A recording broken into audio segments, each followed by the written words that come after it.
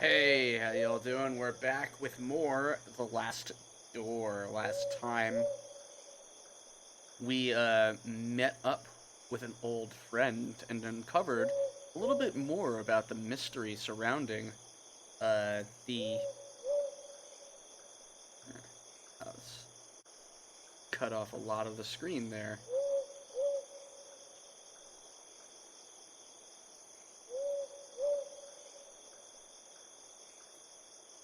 Let's fix that up, shall we?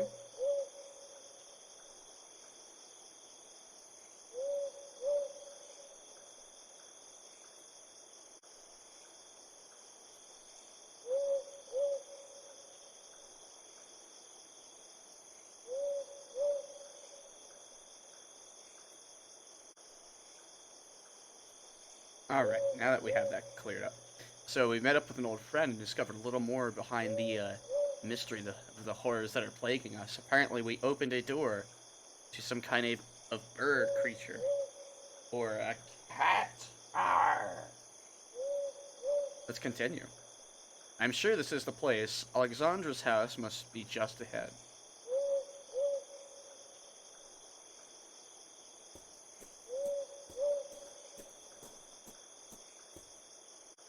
The ancient castle of Pevensey rests in the distance. It was a garrison first built by the Romans, but was abandoned and has been a ruin ever since.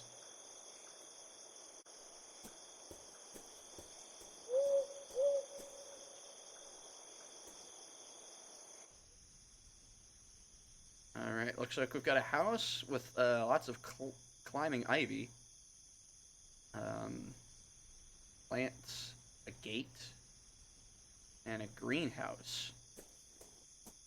There's a large iron bar. Bleh, talking is tough. There is a large iron bar latching the door. I'll just take that. It was quite odd that the door was latched from the outside. Like we don't even give it a second thought. Alright, well we can't go any further because it's the darkness. And he will not go through anything dark. Let's check this gate. Gate is locked. Can't open it from the side. You could hop over it, dude. That is like the tiniest hop over. You can see over. Literally, you could see over it. You could reach over the top and unlatch it from the other side.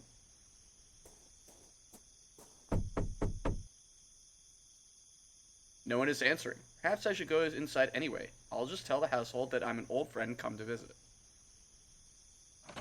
That could never possibly go terribly. Never.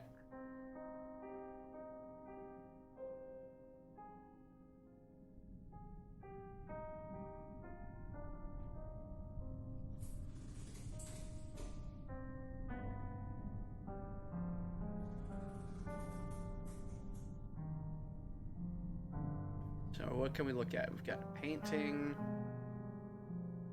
another area to go into. I think that's the living room. Clock, up the stairs.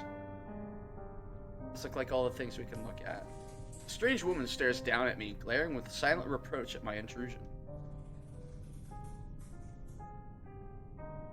Strange noise.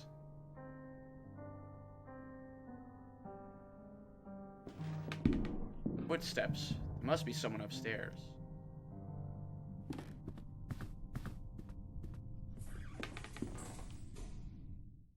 A well-crafted grandfather clock, but it seems to be out of order. One of the hands is missing.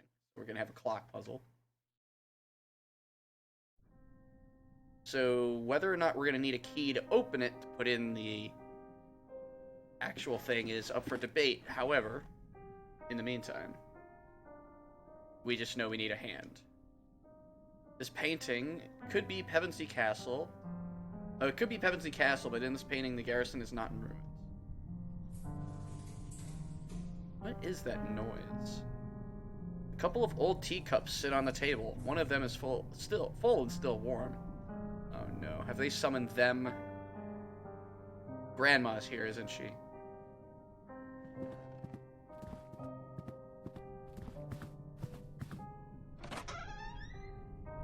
we'll check our way around the first floor.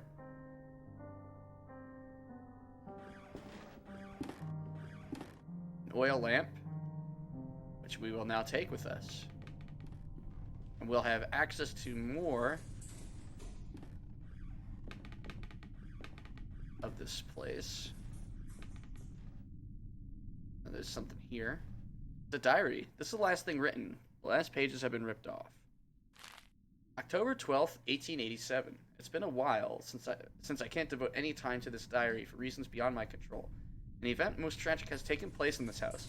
Mr. Dupre has gotten ill, immersed in an everlasting stupor from which it seems he shall not return anytime soon. Since the accident, I patiently take care of him. The doctor's treatments don't seem to do any good. I feed him like a child and make sure that all of the sculptures in the house are turned towards the wall. What else can I do? October 13th, 1887. The clockmaker just left. He has done such a good job. In the end, Mr. Dupre is not going to be able to notice the change in the clocks that he had so insistently requested. In his state, time will not be a problem anymore. Looks like the diary of a member of Alexandra's house. What happened to them? There's a pantry with spices and ingredients. You know a white person doesn't own this place. Some old bottles. We checked all the stuff, I think.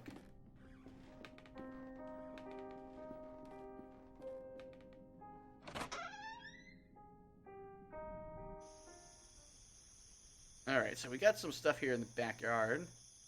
Got a well. Let's check the well out. Ancient stone well. A rope hangs inside, disappearing into the darkness below. Take that rope.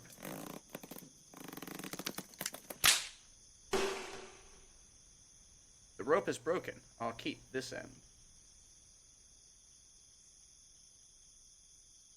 And a grave. It looks like someone was buried here. This is ominous. I can't dig. Oh god, it wants us to dig. So we're gonna have to find a shovel.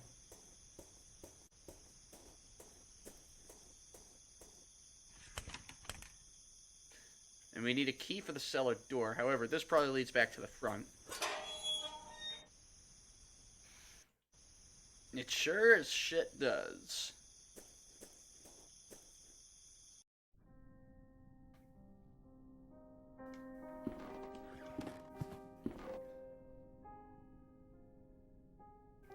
Oh, right, the greenhouse.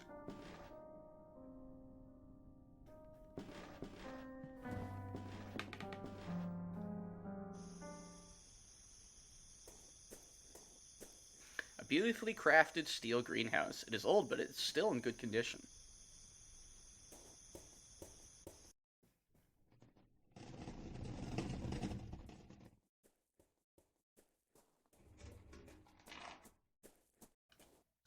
This pane looks as if it had been broken from the inside. A statue of an angel with its wings spread. Its head is missing. A statue of an angel covered in mold. It's glancing at me with a sad gesture.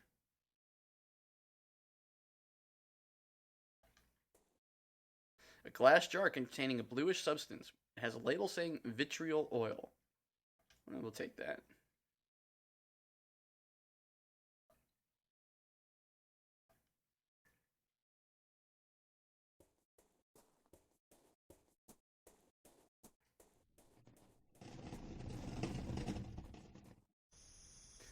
Alright, well, I thought something was going to happen there, and it didn't, so I'm happy it didn't. That covers the first floor.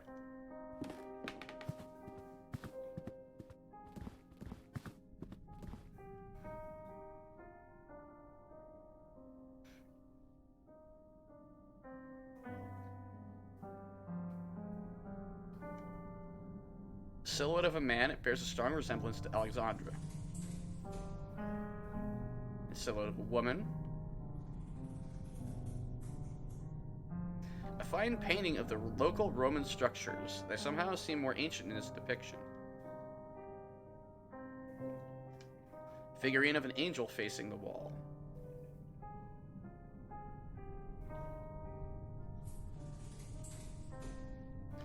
So we'll check out that doorway in a moment.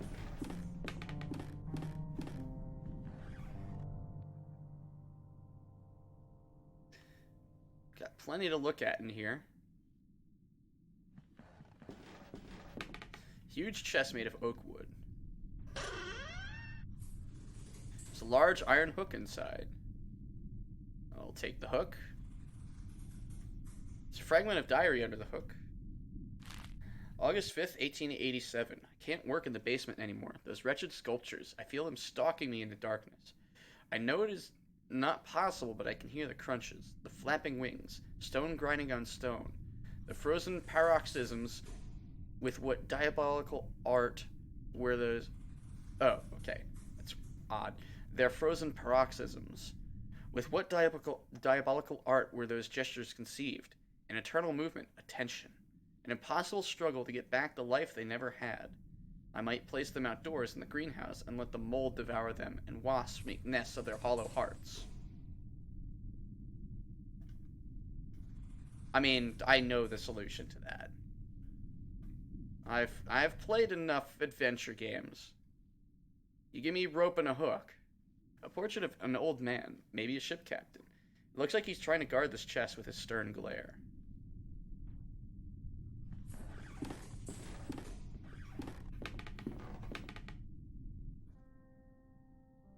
Dark room. A bust with his face turned around. So it looks like anything statue-like has been turned away from facing people. Picture of an angel with a gentle face.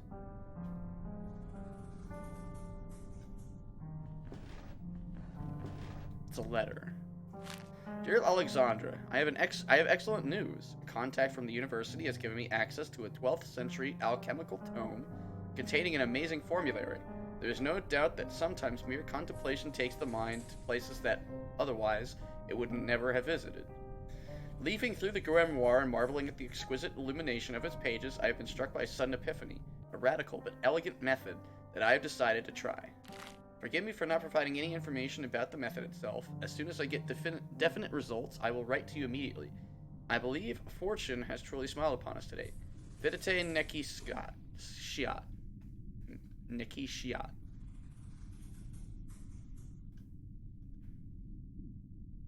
Probably butchered that as well. There's an invoice. May this document serve as a record of the payment made corresponding to the following work. The cuckoo clock mechanism has been modified to give the strokes exclusively at 6:15 in the afternoon. So we need to set it to 6:15. In addition, a special device and a switch have been added to synchronize all clocks in the house. 6:15. The shelf is lined with strange and complex books. Some titles include The Movement of Shadows, Preserving the Mind, and Lessons Beyond Nature.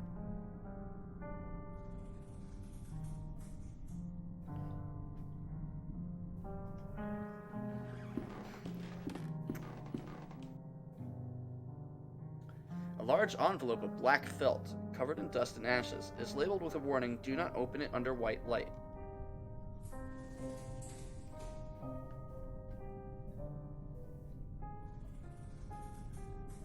Alright, that's everything in this room.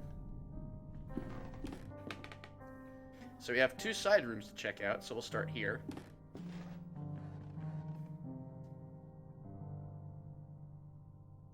That's a creepy painting. Those elephant people? It's a camera tripod. Some kind of red tinted glass cover used to mask the lamp. It's completely shattered on the floor. A lamp is hanging from the shielding. Its bulb casts an intense white light. So they want me to use the envelope here. They don't want me to use the envelope here.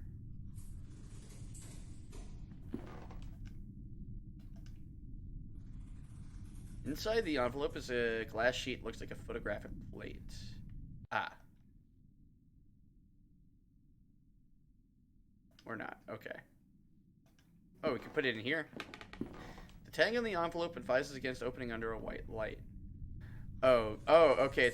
It's a proper photo. We need to somehow reassemble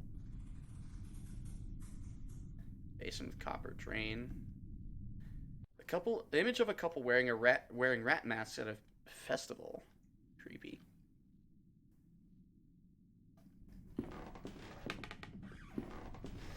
A big book of home chemistry recipes. A few pages have been bookmarked and some articles underlined. 3149, collodion for photography. Collodion is the vehicle by which the photographic chemicals are united upon the surface of the glass and the sensitive coating produced. Many formulae are published for this article to which great value is attached, some supposing that to its peculiar composition belong to the principal causes of failure or success. This is only partially true. 3151, to develop a positive image. This is done by pouring upon the plate 1 ounce of the vitriol spirit solution, and only then adding 5 or 6 drops of cyanide acid. Then the plate must be thoroughly washed in water to remove any excess of chemical.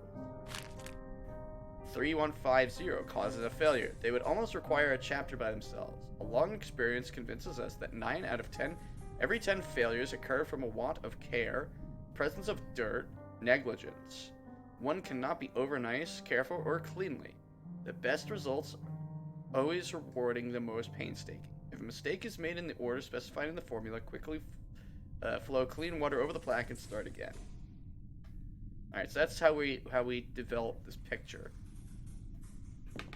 Glass jar containing yellow substitute. The label reads cyanide. So we need 5 to 6 of this.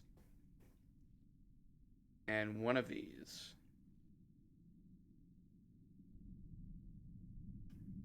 An instrument whose workings are beyond my knowledge. Okay. There's a tap here.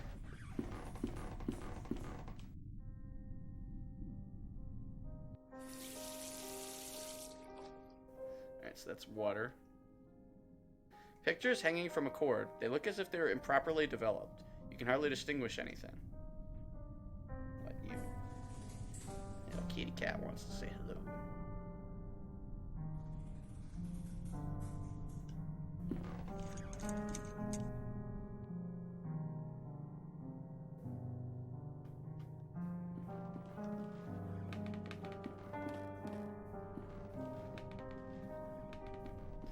Alright, so maybe we just need a red bulb, or I need to paint this bulb.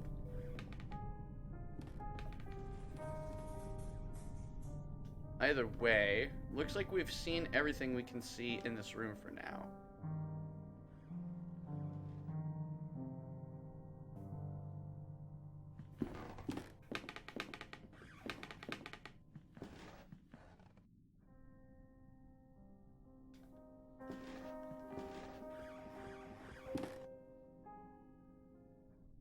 Alexandra.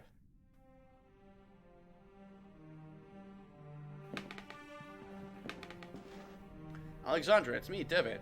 Sorry if I startled you. Is everything alright? Why are you sitting in a wheelchair? Are you hurt maybe? Can you stand? He's staring blankly at some distant point as if he has not heard my question at all. He told me I should come here, and I came as soon as I could. Can you tell me what is happening here?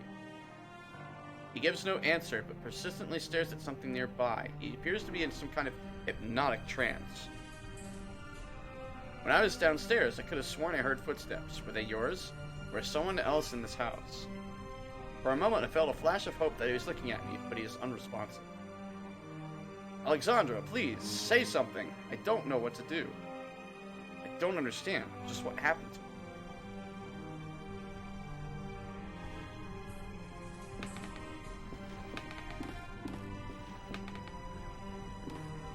The table holds nothing but a box with the description laudanum, to be taken in case of anxiety. It is empty.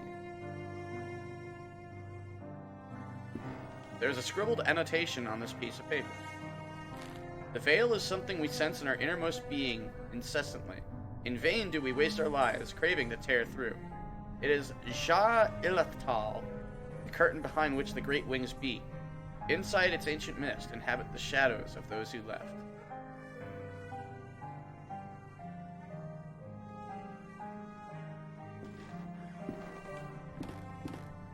This cuckoo clock is covered with dust. It seems to be missing an important piece. The bird. That is the word. Okay, so this clock has been turned.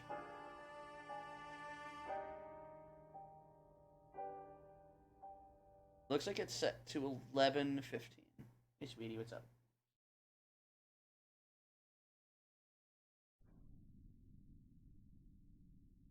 A misty dock overlooks a great ocean. Gulls wheel overhead.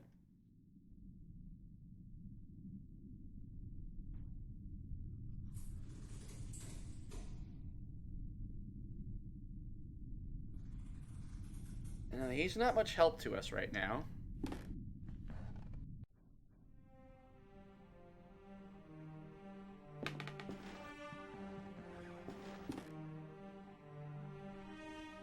Wait. I just realized maybe I don't need the light. I took out the light bulb.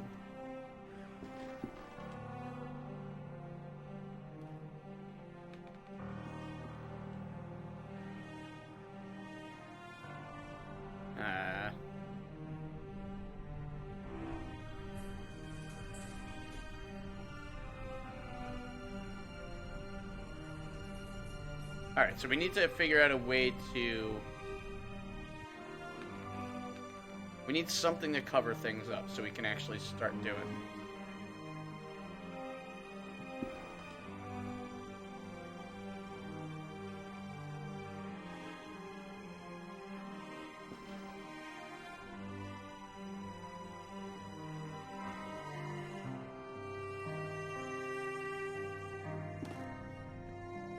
Only thing I could think of is maybe paint.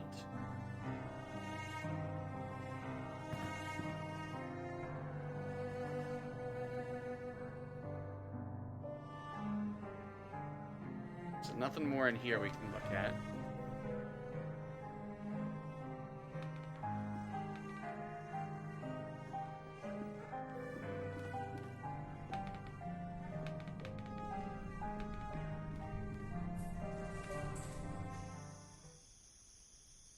Alright, so let's try the hook on the well.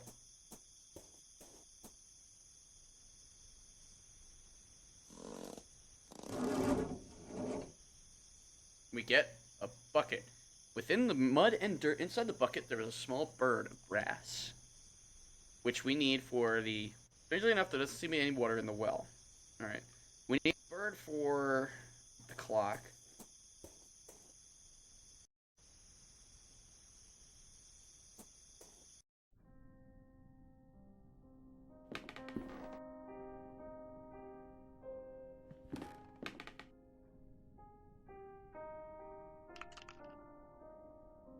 Something inside it.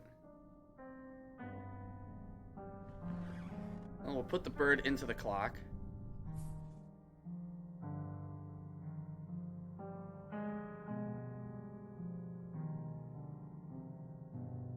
I mean, yeah, it's been turned. Now what?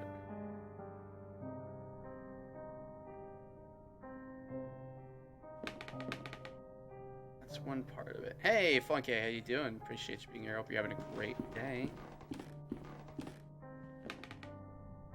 What's not doing its job well?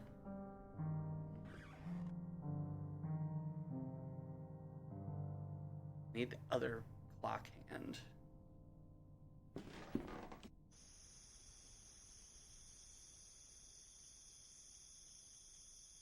House lights are on. Must be home.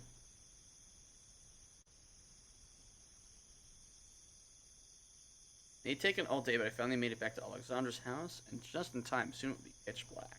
At least Vin Diesel will be around.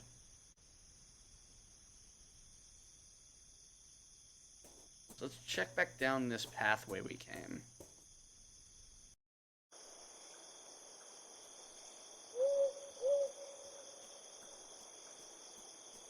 Oh. Corpse of a deer. Its abdomen torn open. It looks recently dead.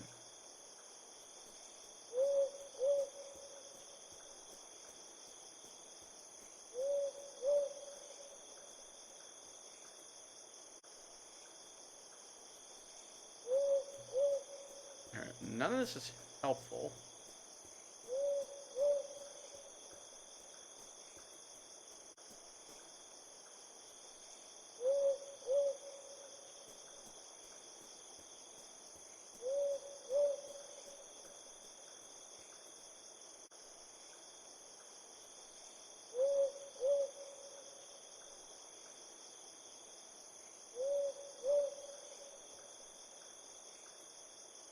So nothing down the path for us. We can brave in here once again just to see what more I may have missed.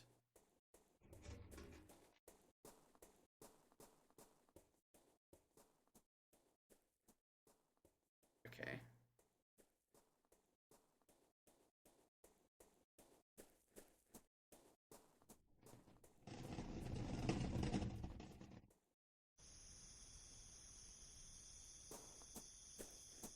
Alright. So what am I missing here? Something up in the tree? Bare branches of the tree stretching the sky break the night in a thousand pieces. Okay. So we can't do anything about this grave. We need a shovel. This is locked. We need a key.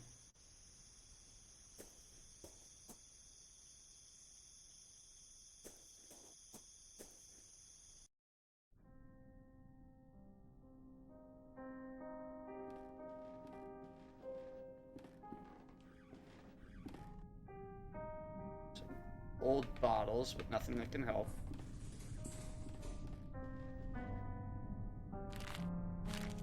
That's just a diary read. Antria spice. Ingredients, that doesn't help. A light bulb. The light bulb's the only thing... The only way I think the light bulb's gonna be used is,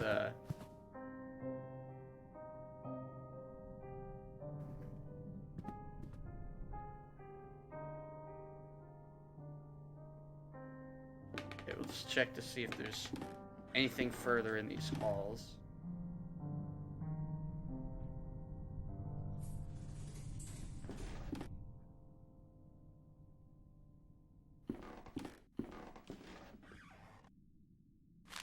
That's a diary we already read. Here's the dark room.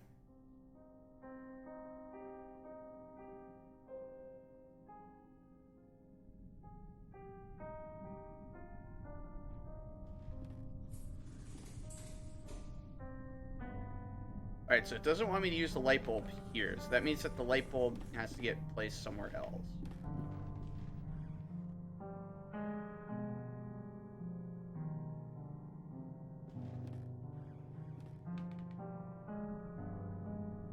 Let's try light bulb here. No, doesn't look like anything can be used.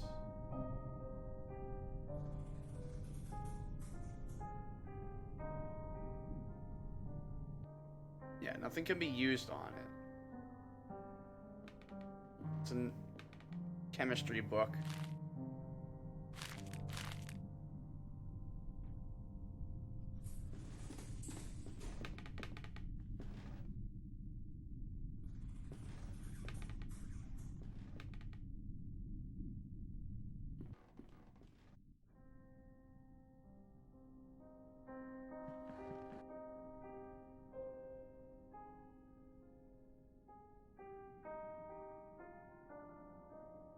So now it's just a matter of searching for things to place the light bulb on.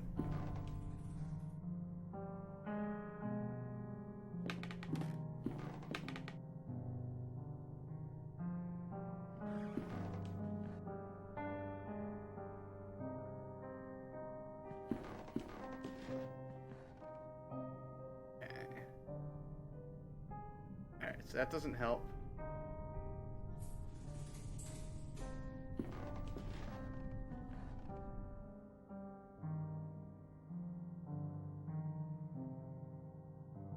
That's not helpful.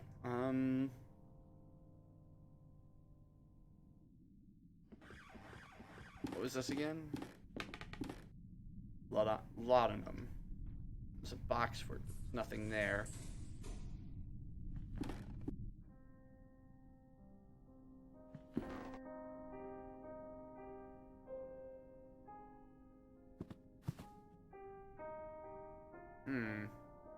Bit stumped here.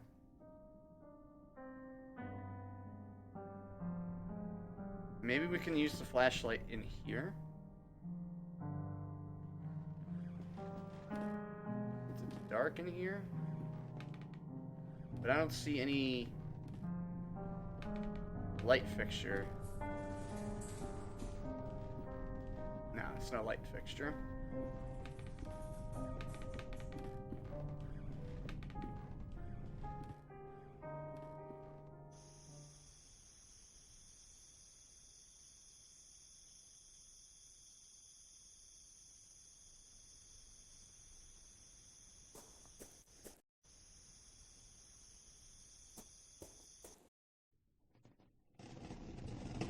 I don't see a light fixture in here.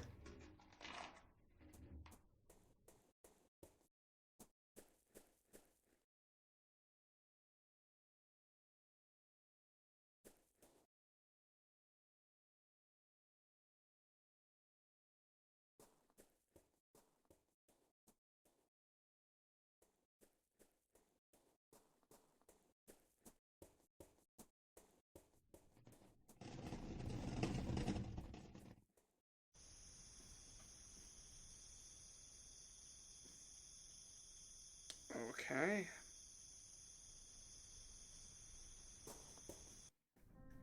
So I'm clearly missing some small thing.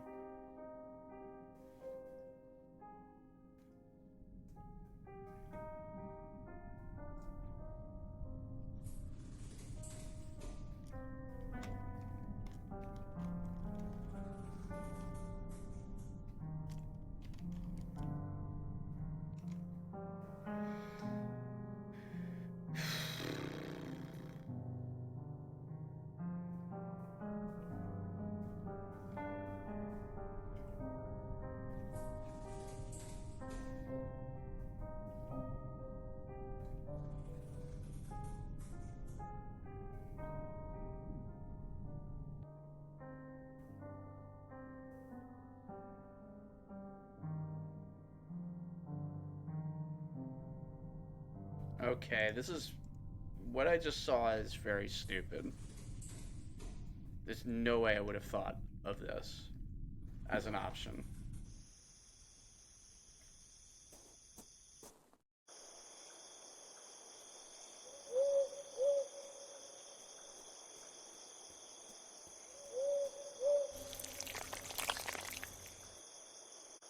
Now the bulb is grossly covered in blood. I mean, just using it on the deer carcass, like, I would never have put that two together, to be honest.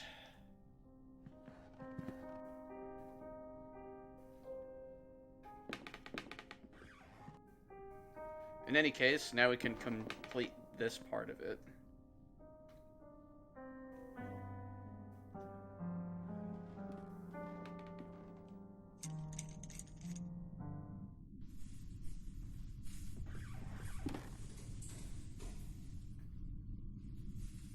So we start with the vitriol.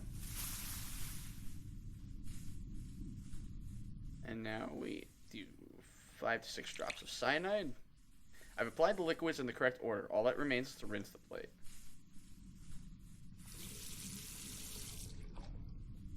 An image is appearing.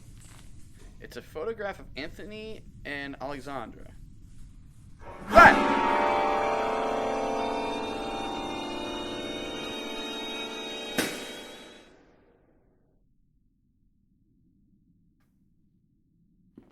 Not a fan. The image is back in the frame. I'm not very much not a fan of that. Nope. Nope. Nope.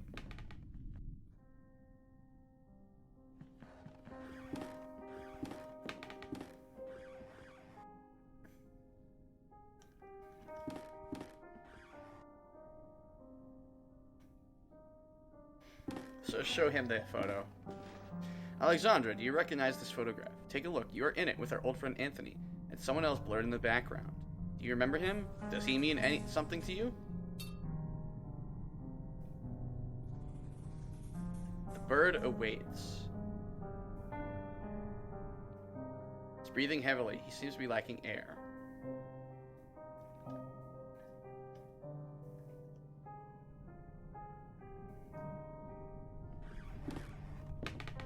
Now I've hit another dead end. Wait, oh. Piece of clockwork. A hand. Bingo. So now we gotta set this to 6:15.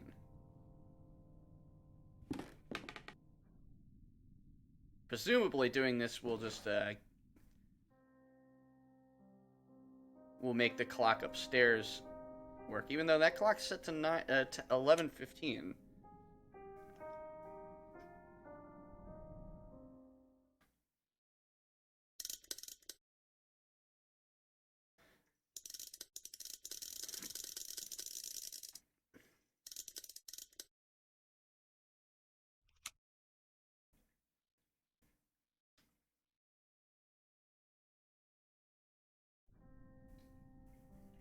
Or no, 6:15.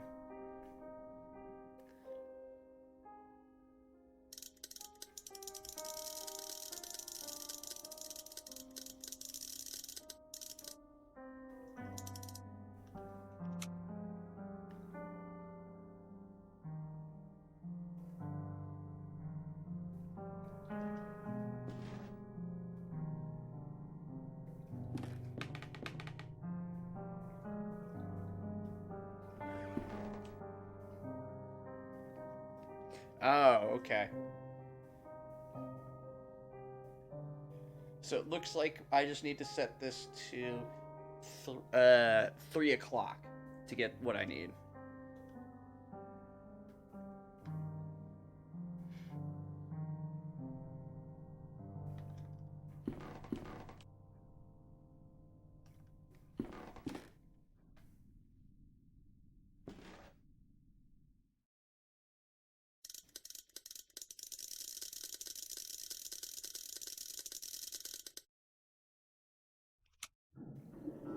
Bingo.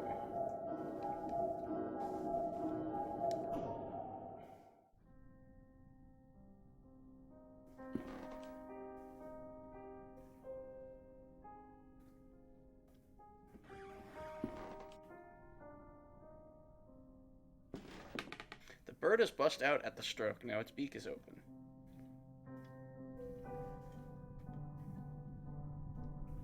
There's a key inside, and that's probably to the cellar.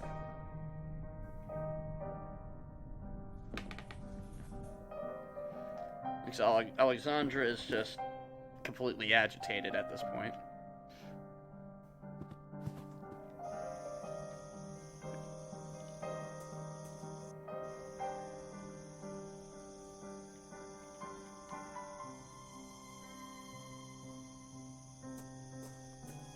Ah! I'm good. Everything's good.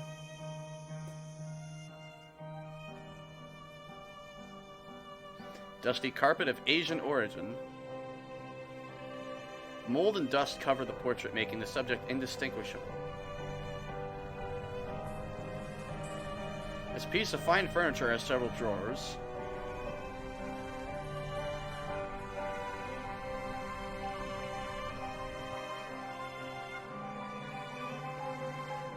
Ancient statue in poor condition.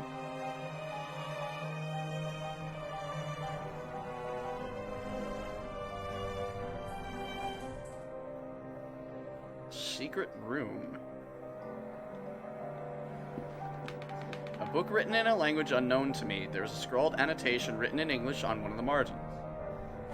This and no other is the function of the serum we manufactured at the boarding school when we were young. It is something that we didn't understand at that time.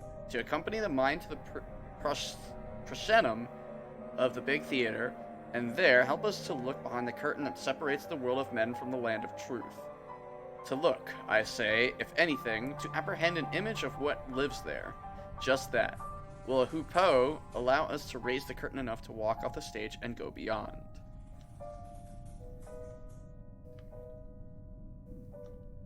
A huge cage full of leftovers and dirt. Animals have been captive here. Innumerable jars full of murky objects suspended in formaldehyde. Same thing. Okay. Jars of test tubes. Everything is soaked in chemical residues, and the air is filled with the smell of vinegar. Same thing on that one, too.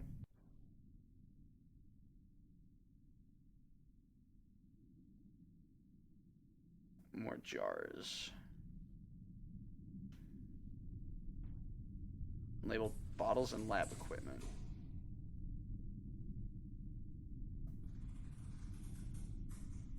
So I guess that's everything here.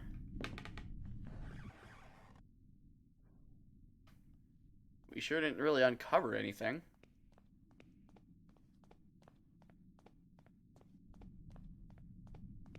Wait. Inside this thing is a shovel. Okay, we got a shovel. So that's the point of coming down here, other than the lore. So let's dig us some ditches. Maybe burn through some witches. Found a coffin. Or is that just a... No. Okay, it's a flashback. So, big old honkin' chest. Lock is rusted, almost shattered. No. Oh, okay, the vitriol. Dump that on there. Oh, so this is how we got rescued. We just had a flashback showing us being rescued by the nuns. The remains of humanoid body, but with a grotesque animal aspect. Maybe a small ape. It has a collar with some engraved words on it. Old Mike. Beside the corpse, there's a paper leaf. Dear Alexandra, undoubtedly your methods are definitely stronger than mine. How do you manage to get results with such alacrity? On another note, my epiphany with the treatise of alchemy was not accidental. When examining the text closer, I have come to the conclusion that, for a time, Raymundus Lully sought the same thing as we did. In his account, he describes a formula he calls the hoopoe. Yes, like the legendary bird. It closely resembles the serum in which we have worked so far, except for minor differences. It's a pity what you tell me about old Mike. I hope he gets better soon. Vitete neki shiat. July 2nd, 1887. The skeletal fingers of the creature are clutching a rolled up canvas. It's a map of the stars. Alright, so we've gotten everything we could off of old Mike. Thanks, pal.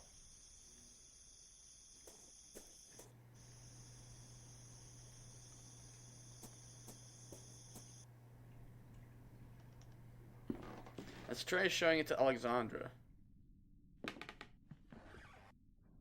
Oh, he's not here. Alexandra! Ah!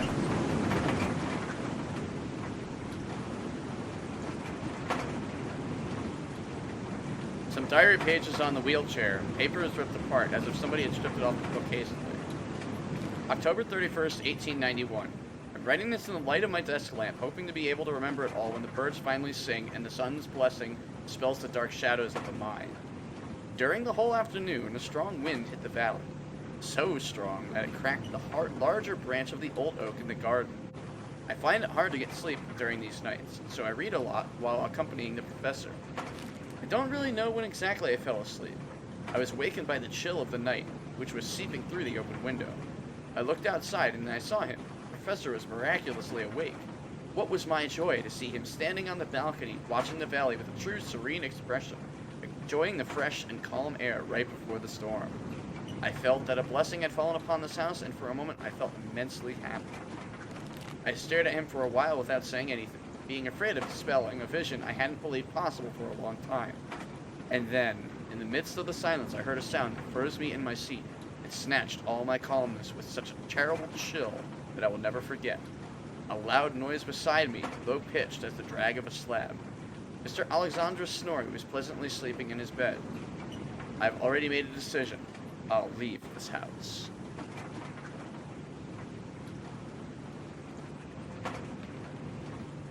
Clock's broken. Oh. Okay.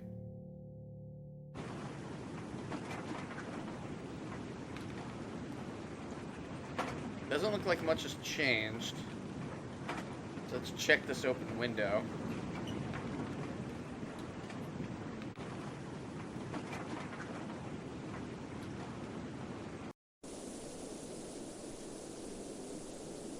There's a statue holding a lens mounted in a metal ring. Okay. Starlight brings some brightness to the forest.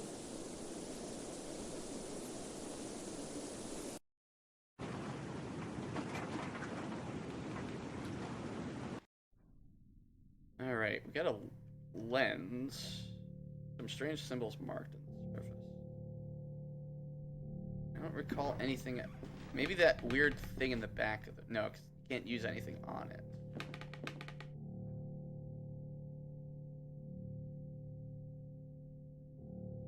Okay, so the crystal can't be placed in the lamp.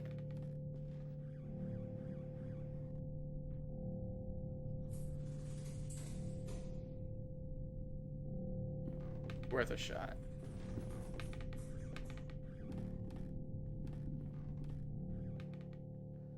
Kind of navigation map. Several of the constellations are marked. Altair, Vega, Deneb. Probably related to this. Can't use them on each other. Aim. Okay.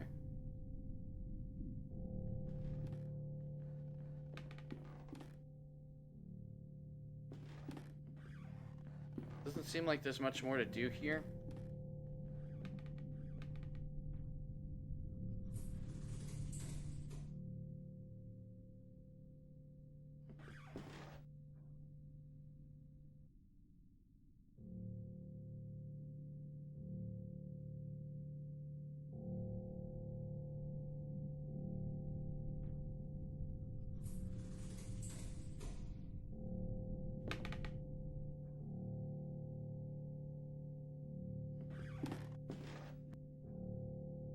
Found it in the hands of a statue.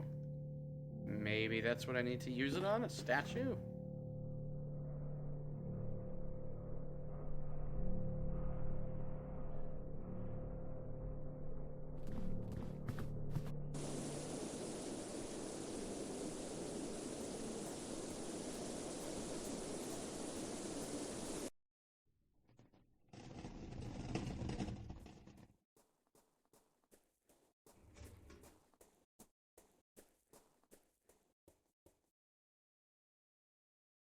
Alright, so it doesn't look like we can use anything on the statues, so this is not a dead end. And I can confirm we don't really need to be here anymore. Could be the back room.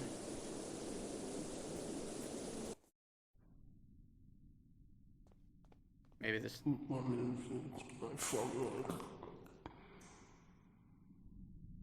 What was that? That's the sound of me leaving.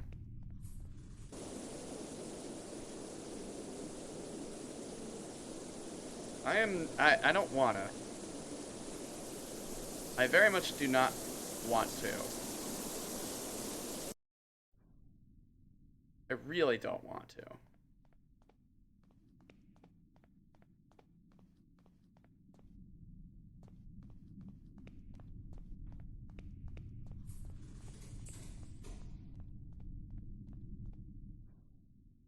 Oh. Something moved this aside.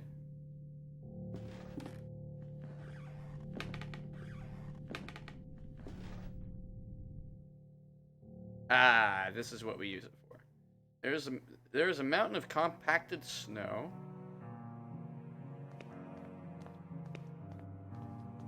A wooden secretary desk, beautifully carved. Flip top has no knob or lock, just some strange symbols.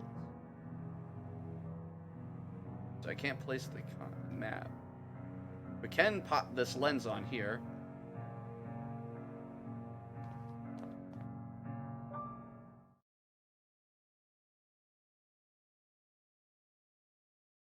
I think it's this, that, and that.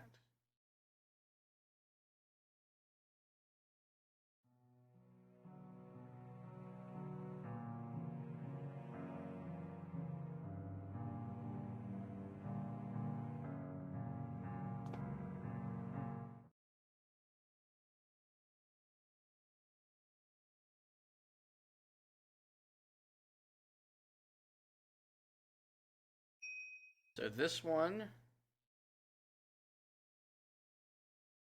think that one... Not the triangle. Hold on. I'll have to look for some familiar pieces here. Alright, so the first one is atop a cluster of 3 below a tighter cluster of 3. That one's part of a tight cluster of 3, and then one is near a bunch that could be boxes. A cluster of 3 under a tight cluster of 3. Here, okay. So it's this one right here. And then it's this one right here. And the last one's in a tight cluster of 3. And I want to say it's here. Yeah!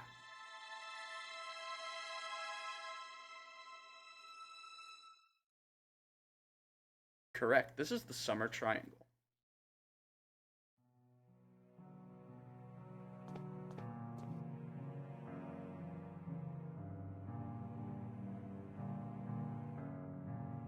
Oh, okay, so we need those 3 symbols.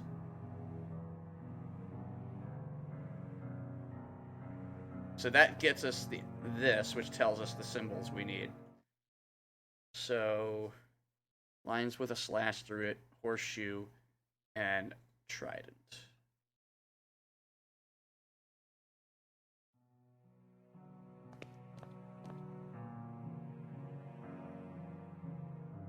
There it is. Horseshoe.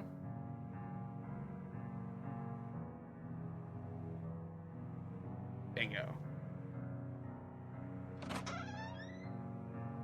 There's a small cabinet with 2 slots for syringes. Only one remains. God, that's disgusting. The voice again, it comes from the bottom of the pit.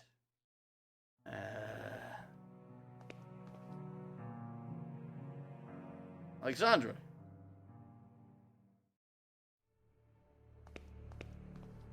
This is what you asked me to search for, is it not, Alexandra? Am I right? The last door. Shah Ilatal. The last door. We could cross it together. What should I do? I am waiting for you, here in the mist. It's nearby. I can hear it. What is nearby? What do you hear? Hear the beating of its wings. It knows we are afraid. I am ready. And sit down. This is a terrible idea. Devitt, don't do this. A variety of surgical instruments and some jars with chemicals. Devitt, this is stupid. You're an idiot. Sit down. I did. I guess we give him the syringe.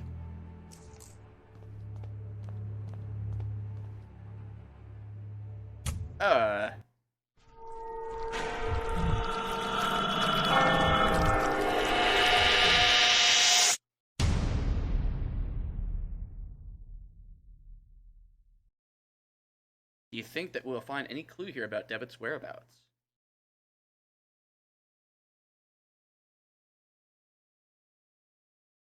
The police must have taken almost everything, but we have no other leads to pursue. Hopefully they have overlooked something.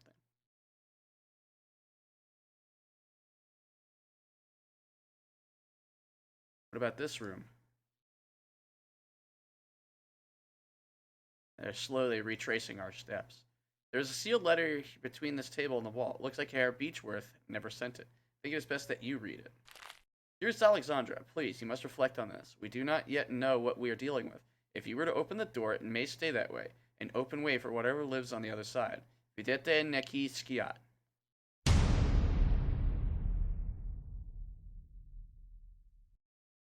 Hey, Lord Tyrion, how you doing? Appreciate you being here. Hope you have a great day. Thanks for that preemptive hello.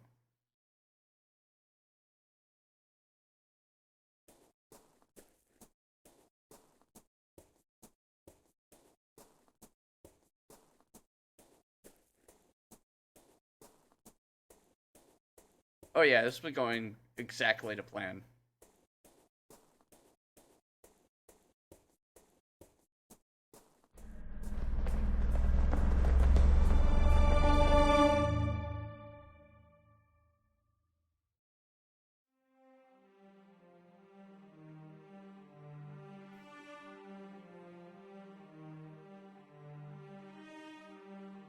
Ah, okay, so we've completed Season 1.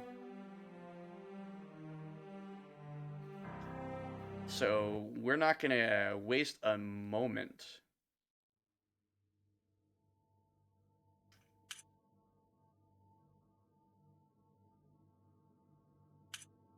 We're gonna try to, there we go, back out of here. And we're gonna move right into Season 2.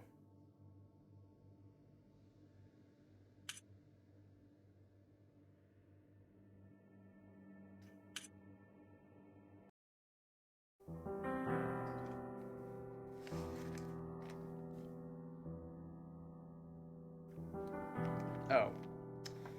God damn it, that's been running the whole time.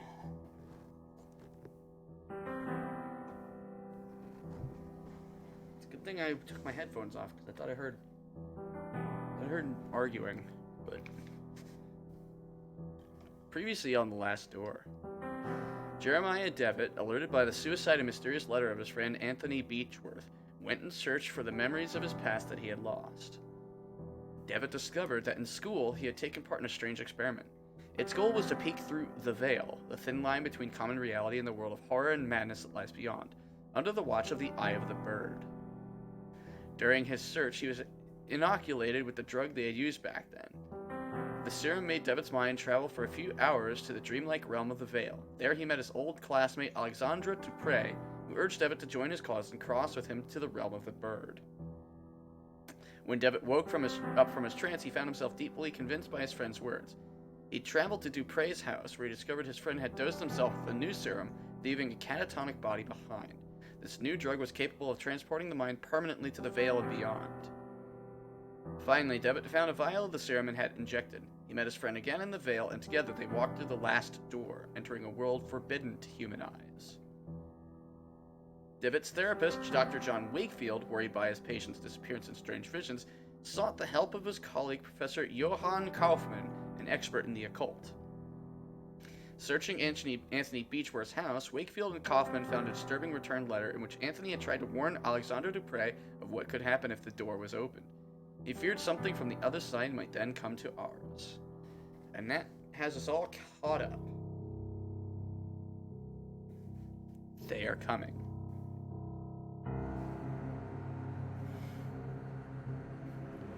Who is this? None of us could prepare for this.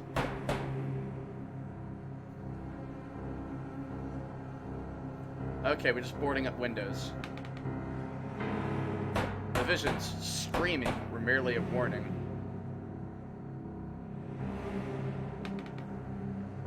And now it is too late. Oh shit. Okay, we can't do them in that order. We gotta do it this way. They are coming.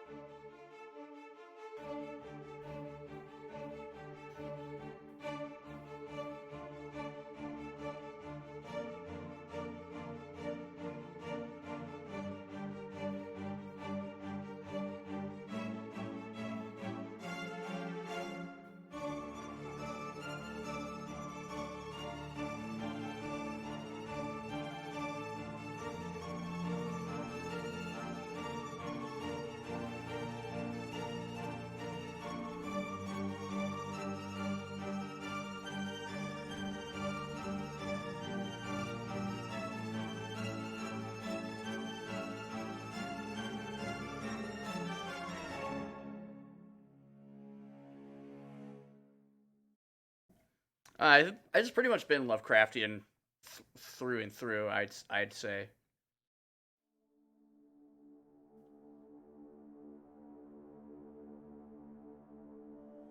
Last night I had the nightmare again, but this time it was different. This time he talked to me.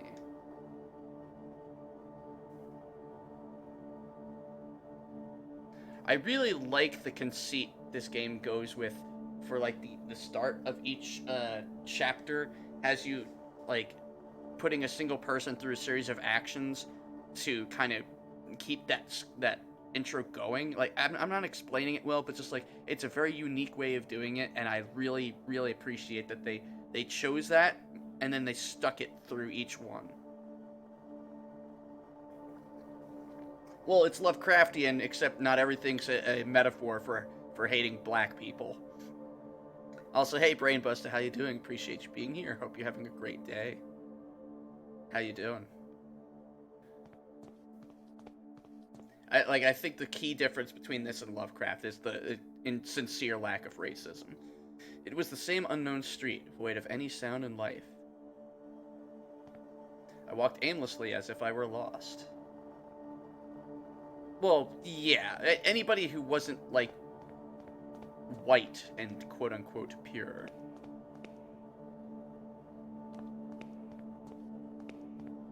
Then I could hear it, the broken tromping on the wet cobblestones, the familiar sound of approaching limping footsteps.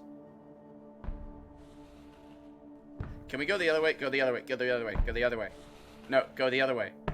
Turn around and run the other goddamn way! Then, as before, he stood in front of me, gazing unrelentlessly like he was expecting something. Would you like a high five?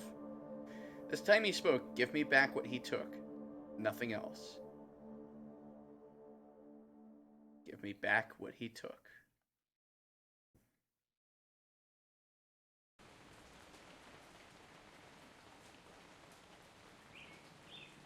No, I have fallen asleep again.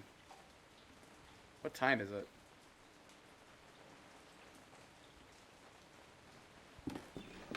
Dawn already. It is time.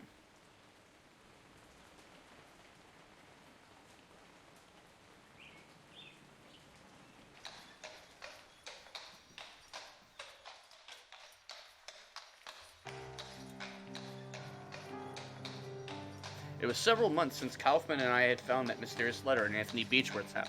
A letter never sent, with a cryptic warning of what would happen if a certain door were opened. It bore only the name of the addressee, Alexandre Dupre. We felt sure that Dupre was the key to finding my patient and friend Jeremiah Devitt, who had disappeared in such strange circumstances, troubled by the death of his friend, Anthony. Devitt had visited the school of his childhood and had never been seen again. Kaufman soon conveyed to me his deep concerns and warned that I should conduct any investigations with the utmost discretion. He pursued his own research through his thoughts and methods, though his thoughts and methods remained a secret. In his last letter, he requested that I visit East Hill Lunatic Asylum in London. There were reasons to believe that Alexander had been institutionalized there for many years. I was asked to confirm this hypothesis and, if it proved correct, to gather whatever other information might arise.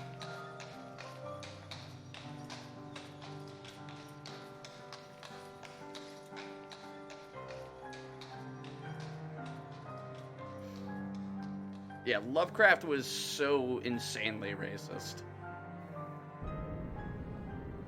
We're now in London, in East Hill. Like, oh, no, we could... Oh, so we get a map in this season. Season 2, Episode 1. The Playwright. Later, Tyrion. Have a good one. So this is East Hill Lunatic Asylum. I hope I can find information on Alexander Dupre here. We found a sea monster in St. Ives.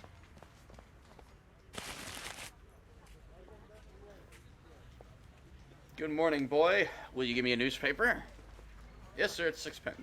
I don't have 6p. Can you make change for a shilling? Sorry, I can't, sir, but you know where to find me when you have the coins.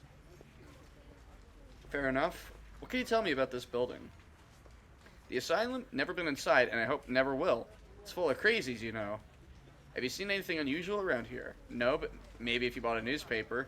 Well, maybe if you could make some frickin' change, kid. You jerk.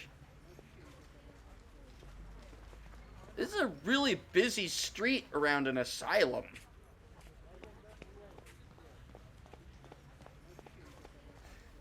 Okay, placard just says East Hill Lunatic Asylum. Alright, so taking bets on whether or not this game's gonna handle mental illness well.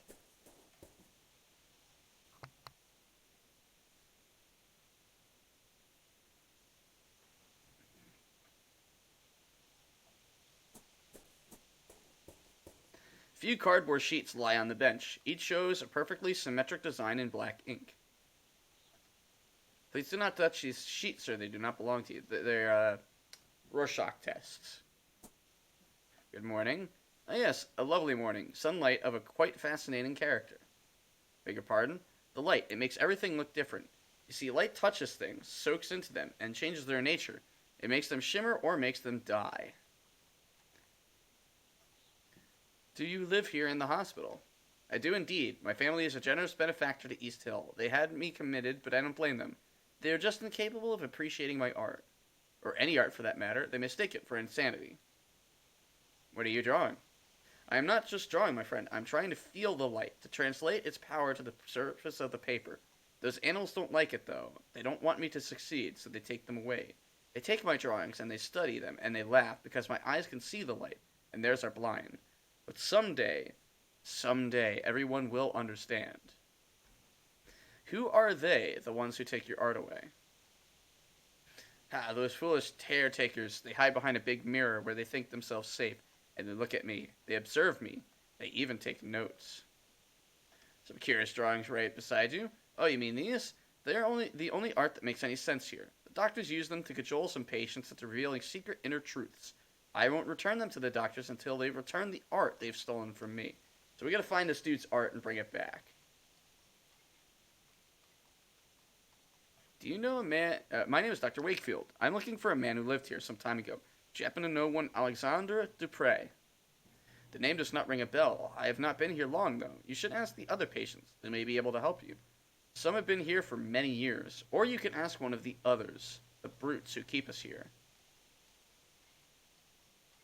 Where would you happen to know where your drawings are now? I suspect they are somewhere in the archive, since I've seen confiscated items taken there before. You seem different from the rest. Can I trust you? I've been trying to sneak in for days now, but Miss Riswell keeps a tight guard on the door. I even stole a key from one of those guards. You're a doctor. Surely you could gain entry. If you could recover my drawings, I would be so grateful. Here, take the key with you. Alright, so now we got a key.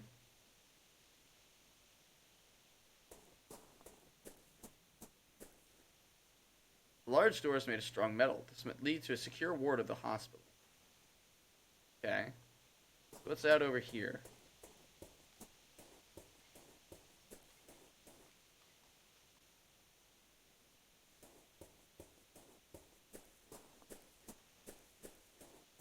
It's a main entrance. So maybe we don't need to go to the secure ward just yet. Let's check this area first. Good morning, madam. My name is Dr. Wakefield. I am a psychiatrist. Oh my, good morning. Forgive my manners. I get so excited when we have visitors. We won't get many these days, and certainly we are lacking experts like you. What do you mean you lack experts? Every year we get less funding from the Crown. First the doctors start to leave, then it was the caretakers. Now very few remain. But we have a responsibility to our poor patients, do we not? We must care for them. They cannot be out living with the proper people. We must keep ourselves safe, and our patients too, of course. I'm looking for a man who used to be a patient here a few years ago. His name is Alexandre Dupre. It's like they misspelled it a couple times. Did you perchance ever meet him? Alexandre Dupre. Yes, there was one with a foreign name. I remember something of him. A good man, if I recall correctly. An educated man. There was something strange about him, wasn't there? I believe it scared some of the other patients. You never know with this lot. I'm sorry, I can't remember much. There have been so many people here, it's hard to keep track. Have you worked here for long? Yes, a long time. I can scarcely remember how many years. Time goes slowly in here, in the isolation. The rules don't allow us to leave. I don't know what is happening in the world anymore. But we have our duty, do we not?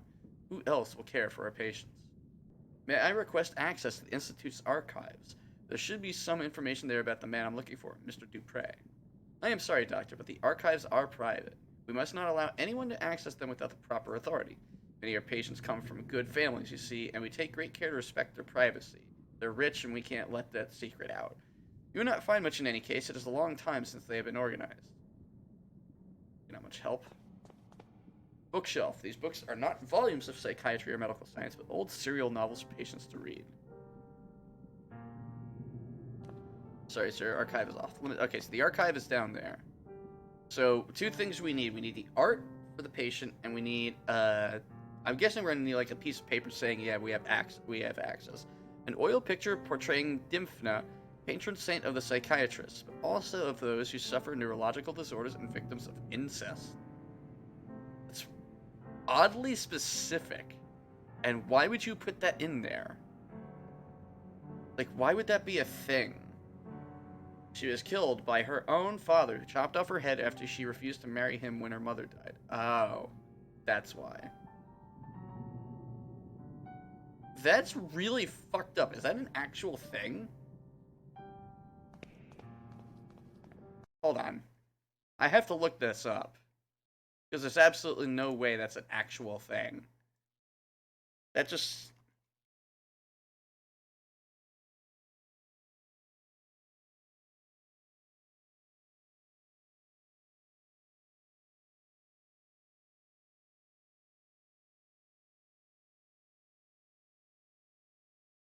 let's see.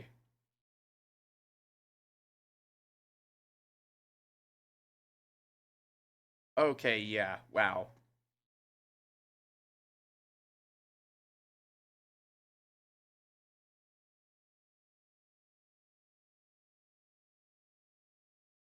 Yeah, so she, like, escaped to, what Belgium used to be, Geel. And, the dad tried to take her back, and she refused. And then he killed her, because he basically wanted to bone down with her, because she looked kind of like her mom. Hey, so he was Trump. This must be the recreational wing, where patients relax and pass the time. Perhaps here I can find someone who met Alexandre Dupre while he was institutionalized. A marble bust of Hygeia, Greek goddess of physical and mental health. The stone bust keeps the patients silent company. A sunny beach lapped by the waves of the gentle seas. That's a nice painting. Another painting. Cheerful pastoral scene. What about this painting? The warm decoration of this room suggests a great deal of sensitivity to the patient's moral needs. I mean, it doesn't tell me a whole lot about that painting, but okay. A man wearing a worn-out military uniform, lost in God knows what thoughts. Now, you see, it's important when you're building a place of mental illness that you have at least one person wearing military garb, and even better if it's Napoleon.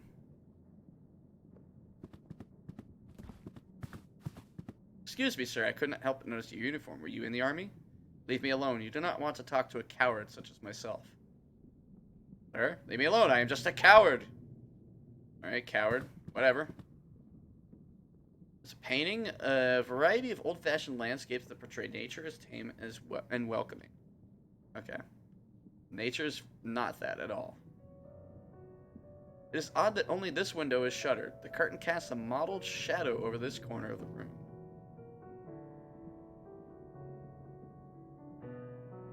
Right, exactly. Good morning, madam. My name is Wakefield. I'm looking for a former patient of this institution. The rumbling. She doesn't seem to have noticed me. So I'll just keep on bothering her. Madam, if I may persist, have you been living here for long? The rumbling. She's hungry. I am looking for a former patient of this hospital. You may have met him. An eyeless gaze. I am looking for a man that you may have met. His name is Alexandre Dupre. Whoop! Okay, we seem to have pissed her off. What a strong reaction upon hearing Mr. Dupre's name. She must have at least met him. How can I get her to talk to me? How about just leaving her the fuck alone? That'd be nice. Good morning. I am a psychiatrist, Dr. Wakefield. Quite an impressive institution you have here. Can I ask for your assistance? I'm looking for a former patient of this institution. His name is Dupre. I am sorry, sir. I've never heard that name before. Somebody has, because this lady's losing her goddamn gourd over it. Maybe one of your senior colleagues could know something about this former patient. But you could ask Miss Riswell in the entrance hall. She's been here for years, maybe for too long. You know, we caretakers here with the patients, and we are not allowed to leave the asylum's premises. This life can get to you if you don't take proper care. I try to keep as much distance as possible from the lunatics. I don't like you. The asylum is quite big, but I can't help noticing there aren't many patients around. Well, apart from those in the isolation ward, it is true that there are not many patients at present, but there are even fewer of us caretakers now. We are only 3 for the whole hospital. For what I've been told, in the old times, the income was enough to provide for everything we needed: a complete staff, proper accommodation for the patients, and the best doctors. But as the newer, bigger regional asylums were built, the Crown's support was gradually withdrawn from East Hill. Soon, everyone started leaving, and this is what remains.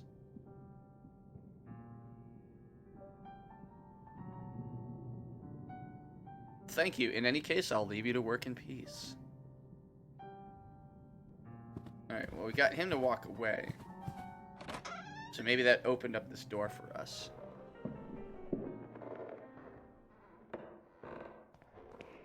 So it's a two-way mirror. Glass jar full of a transparent liquid that may or may not be water. There is a coin resting at the bottom. Well, fuck it. We'll just reach in. That's cool. We got a coin. Usually a large mirror. It's a two-way mirror. There is a thin piece of metal holding the window open. Oh.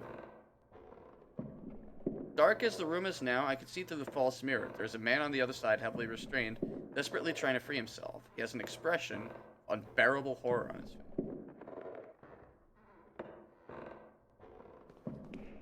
I don't know if we can actually do anything about this. Can we? No, okay.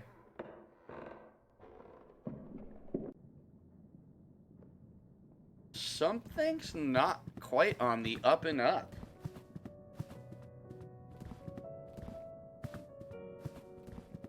Found a hunk of metal. I wonder what we're going to use that for. So I'm guessing that's Riswell. So let's see if we can't give this coin to the kid.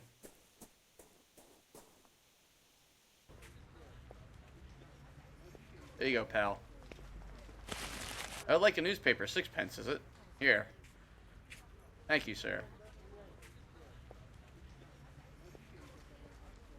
Today's Illustrated London News. First headline is about a grim case. Scotland Yard keeps its silence about the ambassador of Turkey, found dead last Saturday under mysterious circumstances. Our sources suspect he may have been murdered. Second, sea monster found in St. Ives. The remains of a serpent from the deep were found on the beach early yesterday morning. It is suspected they come from a seaside museum in Spain, destroyed a month ago by the sea waves during a terrifying storm. There's another drawing advertising an operetta called Love Brushstrokes. Cool. Alrighty.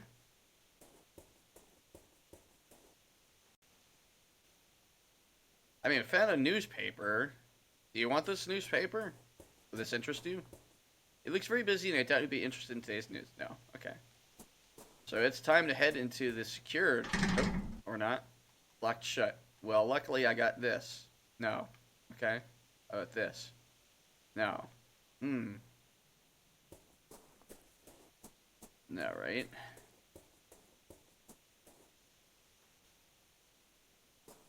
So we have a piece of metal and a newspaper. Wait, she did say she doesn't know anything about what's going on outside. Let's give this to her. Well, thank you kindly. How thoughtful you are.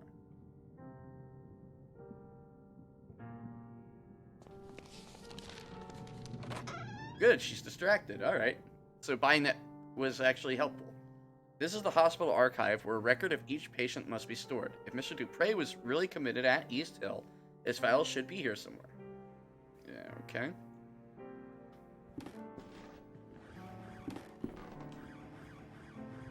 All of the dates of this cabinet are prior to 1870. Looking for a recent. This cabinet contains many documents detailing the treatment of patients ranging from 2 decades ago to last year.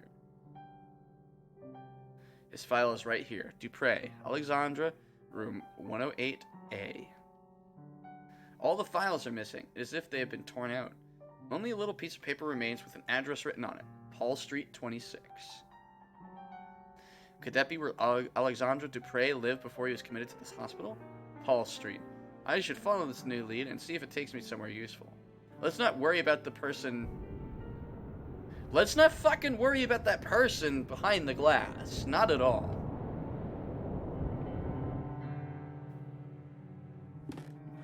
Drawers are all locked. Metal. No, okay.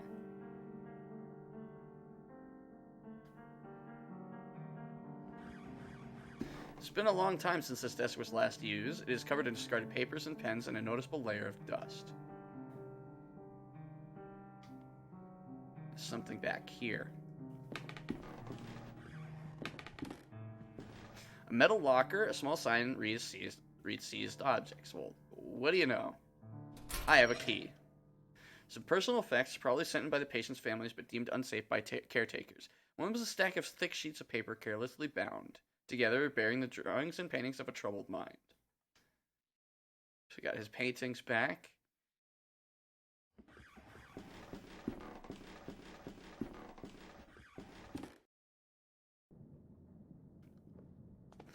So let's go get our Rorschachs.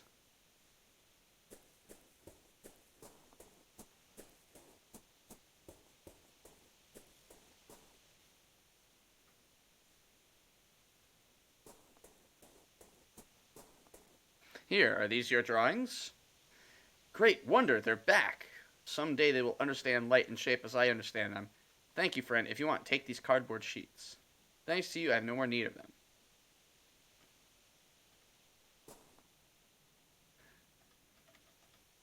A few folded cardboard sheets, each one with a large symmetric patch of black ink in the middle. I've heard of this technique, but always thought it an eccentricity. Patients are supposed to see in them the deeper causes of their ailment. This is the first card. So either it's a butterfly or two Zoidbergs. This is a dancing beetle. The shapes look organic. This one's kind of more of a stag beetle. Almost like insects. I mean, that's very clearly a mask. You can't really mistake that for anything else.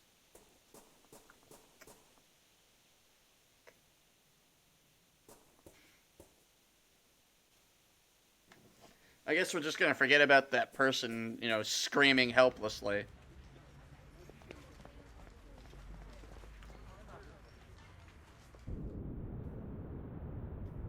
Alright, no, we're here.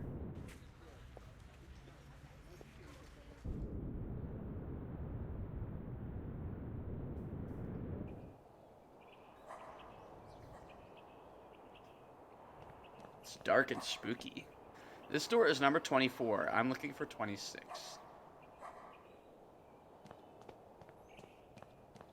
Number 26, that's the place I was looking for, but the door is bricked up. I must find another way in.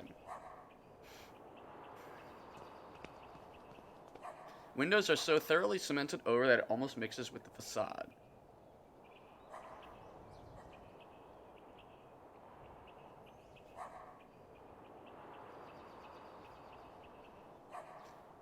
So, it looks like we're heading around the back. The ruins of an old chapel, apparently destroyed by fire. Someone whispering in my left ear. A mess of wooden planks and the remains of benches and chairs.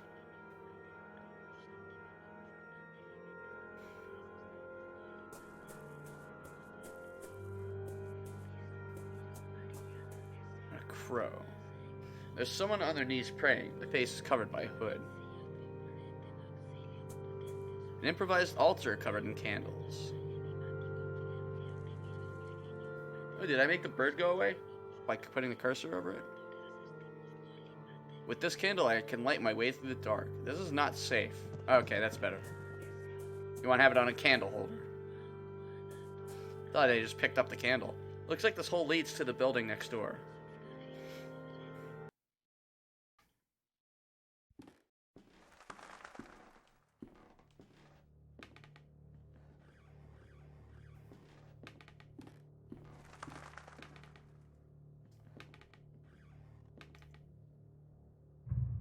This must be the interior of the bricked-up building I saw in the street.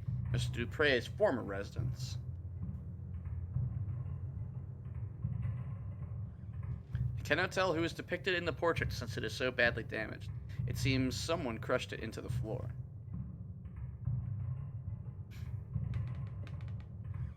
A military medal. Here, there is a relief of Her Majesty the Queen and several pieces of metal engraved with names of battles unknown to me.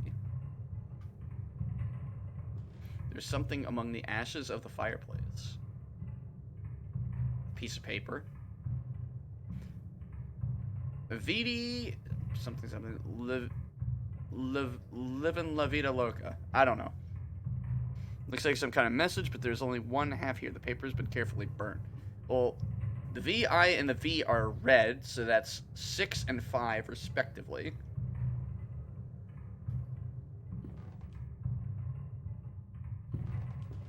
Piece of paper on the table. Let's take that. Looks like this is the other half of that page.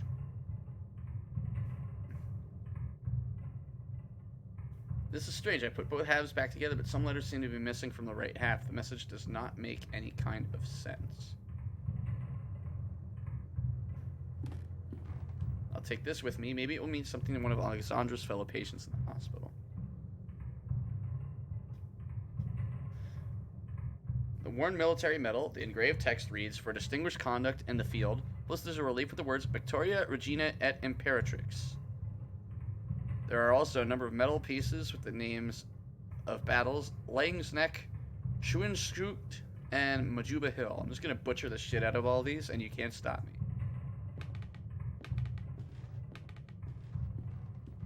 Large metal safe. Looks like the safe we're working fine. Give it a try. So what? We saw a 6 and a 5.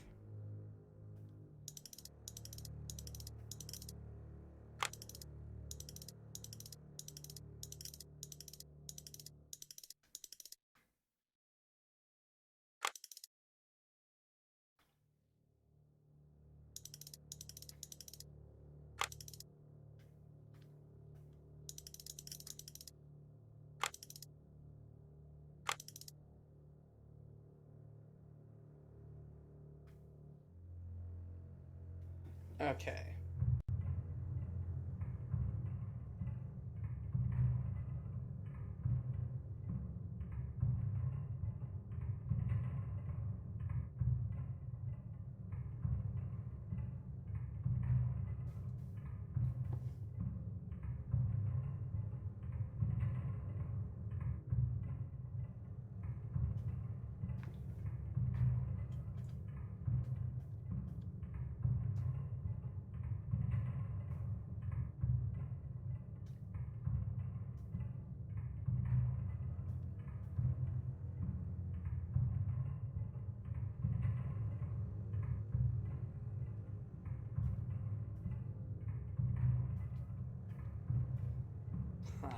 Alright.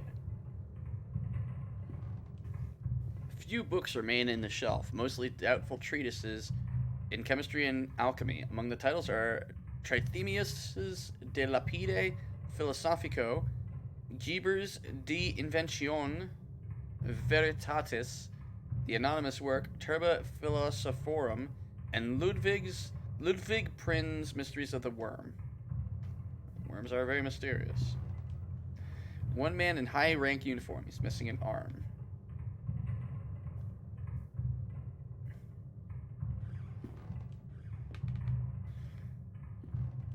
So we only have part of the puzzle. The door is bricked up. We have 2 numbers, but we need at least one more.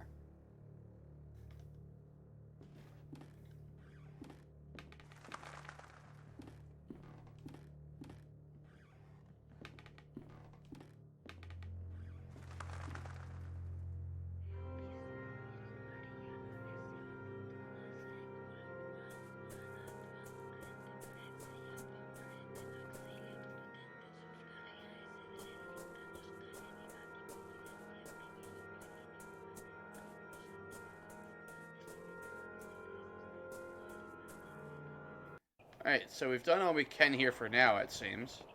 So we gotta take this metal back to the,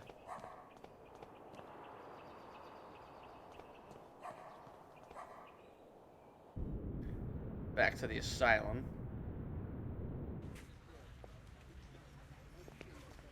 And we're just gonna start shoving this in people's faces.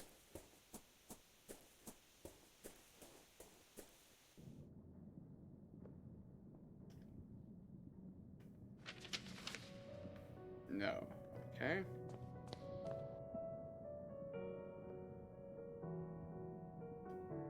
Maybe this will make him feel better. This medal, I had one just like this. Got it after the battles of Lang's Neck and Majuba Hill in 1881. A decade ago now. For distinguished conduct in the field, it said. What a farce. So you were in the army as I thought. Allow me to introduce myself. I am Dr. Wakefield. Sergeant William Conghill, Her Majesty's 6th Light Infantry. Are you another one of those alienists? Do you doctors not realize that cowardice cannot be cured by your arts?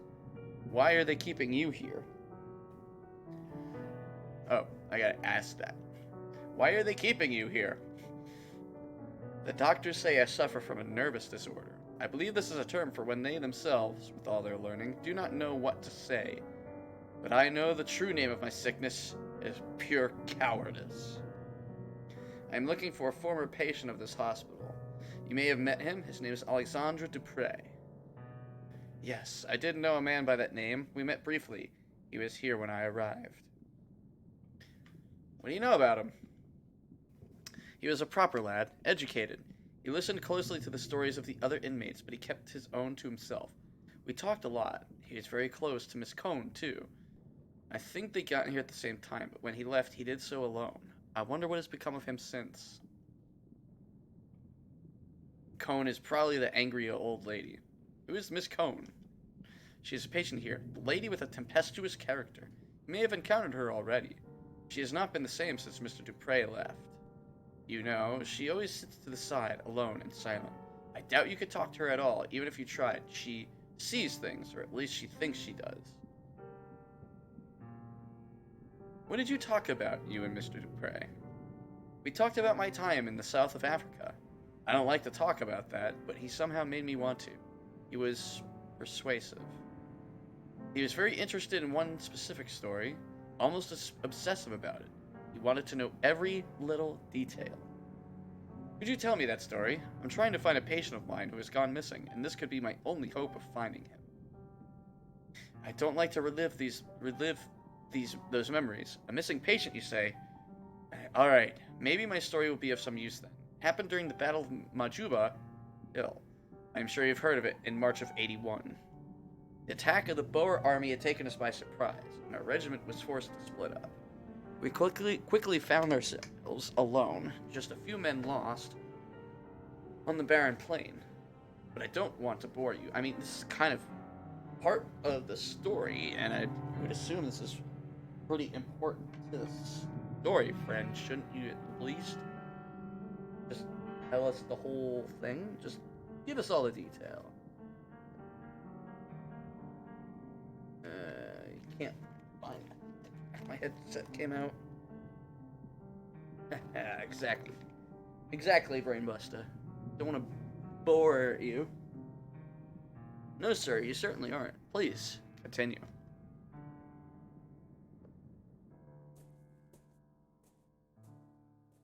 As I said, we were few, and we were sure the enemy was lurking out there. In the cold air of dusk, a thick fog formed quickly, masking everything around us. We could barely see each other.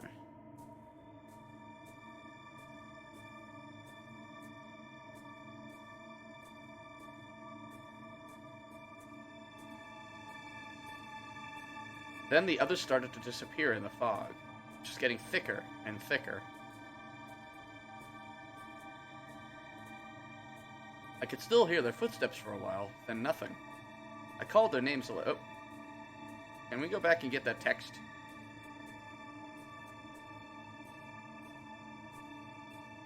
Please?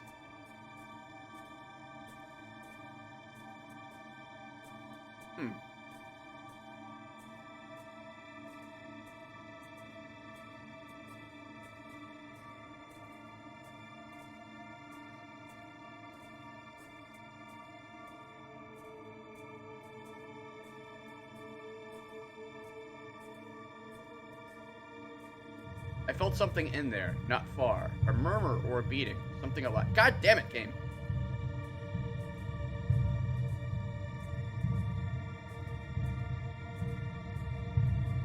All of a sudden, my feet felt something in the mud. A body. They were all there, dead. Only Captain Skid was remaining. God.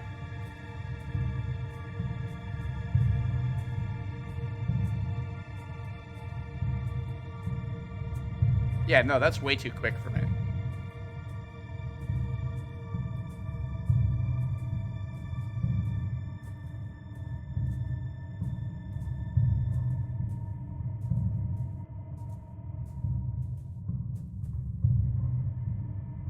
Then the mist cleared out.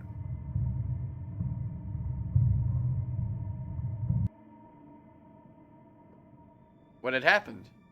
I never knew for certain. I didn't see anything, or if I did, my mind refused to bear such memories. What happened to Captain Skid? When he finally regained consciousness, it was like someone else looked out at us through his eyes. I guess whatever happened affected him, changed him. I know he came back to London. Mr. Dupre asked me of his whereabouts. Maybe he tried to contact him. Hear the rest of the story. He was quite preoccupied by it. Do you know where I can find Captain Skid? Last I heard from fellow veterans, he had lost himself to a frenzy of alcohol, opium, and bad company. Till the day he died. This downward spiral led him, as many others, to a wretched nadir, a dirty hole deep in St. Giles' rookery known as the Crimson Nest. Mayhap you will find him there, alive even if you're lucky. Here's a picture of our regiment. You can see him there.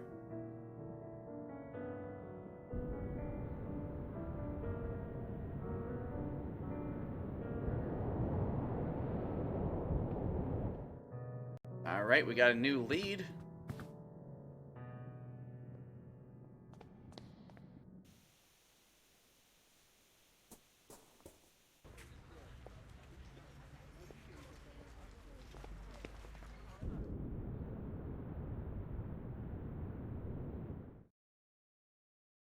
This is the slum of St. Giles. The Crimson Nest shouldn't be far.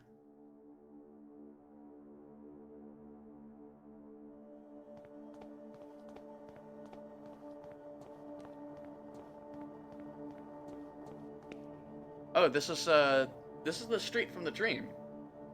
The soft glimmer of the street lamp casts a comforting glow on an otherwise empty street.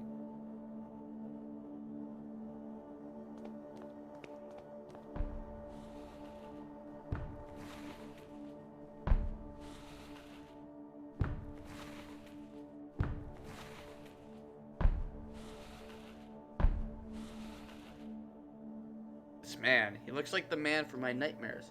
He's blind in one eye, the empty socket. He glistens in the lamplight. He seems to want something from me. In my dream, the man had said, "Give me back what he took." This. He doesn't look like anyone on this picture. I doubt it has ever been his. Give me back what he took, he had said in my night. Ah!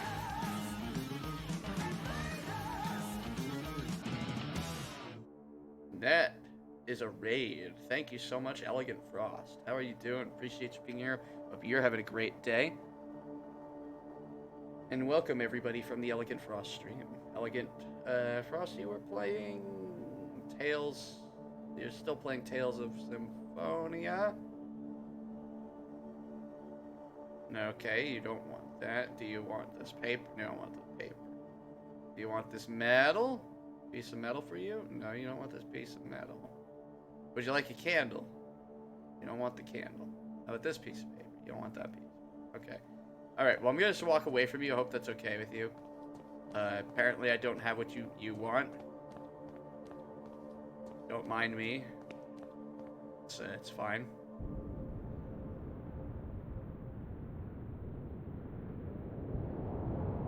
I can't believe your sequence breaking again. Shameful.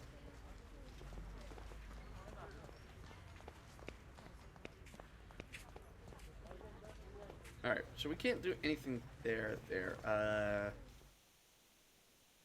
You do quest objectives in multiple orders. That's nice anyway, it's open. Open level design, or open game design, rather. Should be showing this picture around without solid reason. This is a solid reason. We're looking for somebody. What more reason do we need?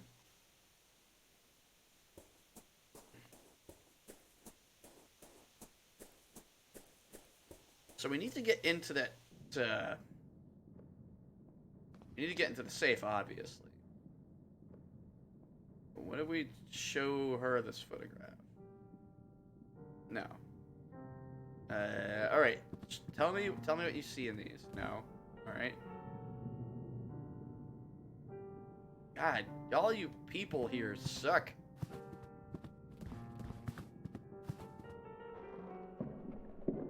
Hey, buddy, how you doing in there? Are you feeling okay? Window is closed abruptly. Yeah, I'm not gonna help you or anything. Just so you know.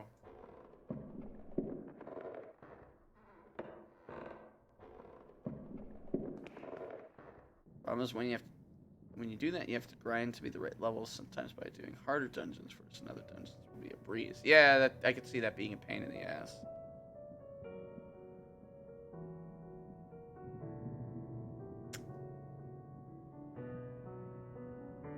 Thin piece of nickel.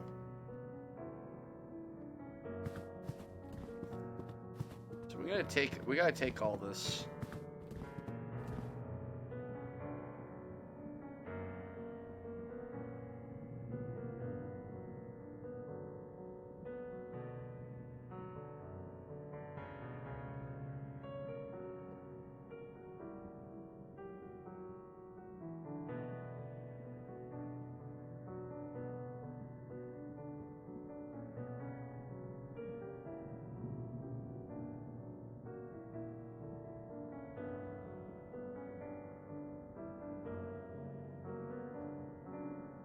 Vidique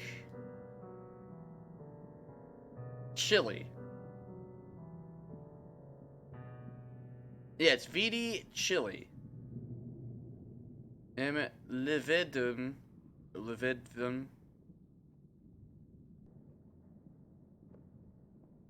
And then chili again. Hmm.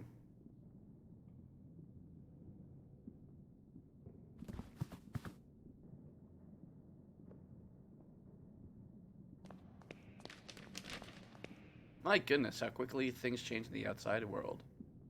Do they, though? No, you don't want to tell me what you see, okay. Anything else of value here?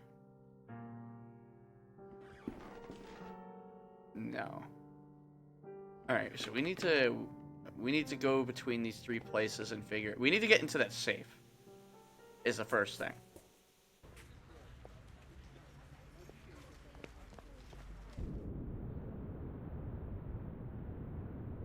Something that he took.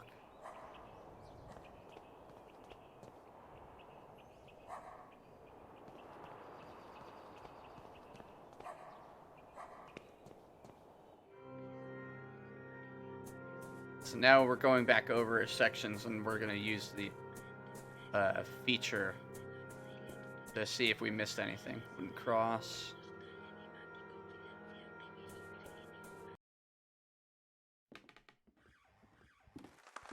So now we're just going to check this room for anything.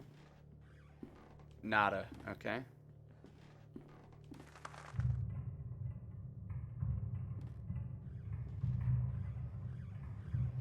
So painting, I'm pretty sure I looked at that. Books, we've looked at that.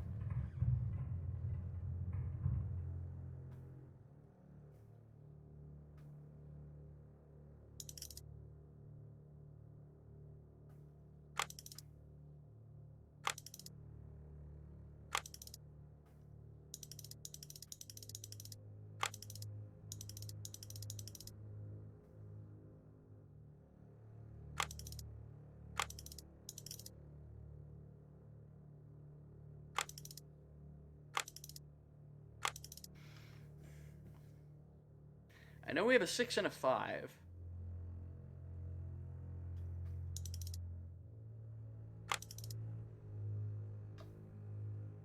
So this is the two directions. That's the only two things we can do here.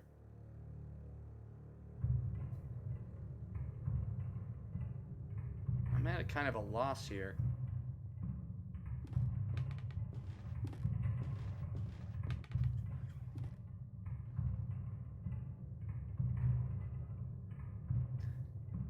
if it's missing pieces, then typically you need to do something.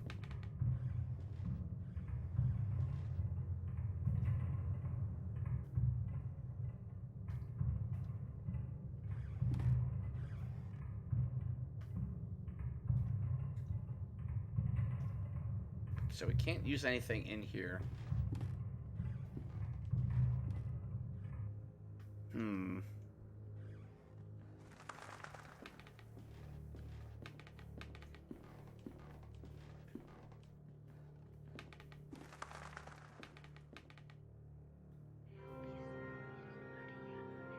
Can't use that on her.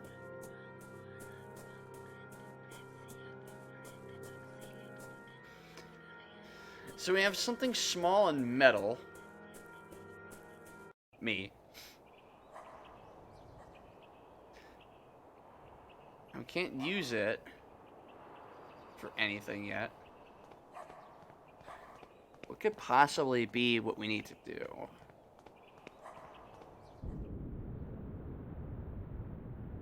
Where'd it go? Where'd it go?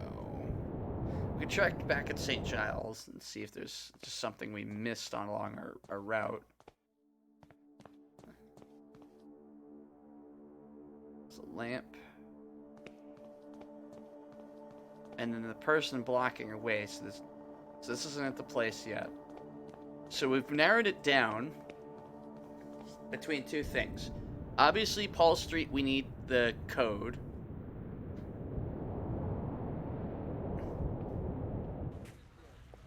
What could possibly give us the rest of the code?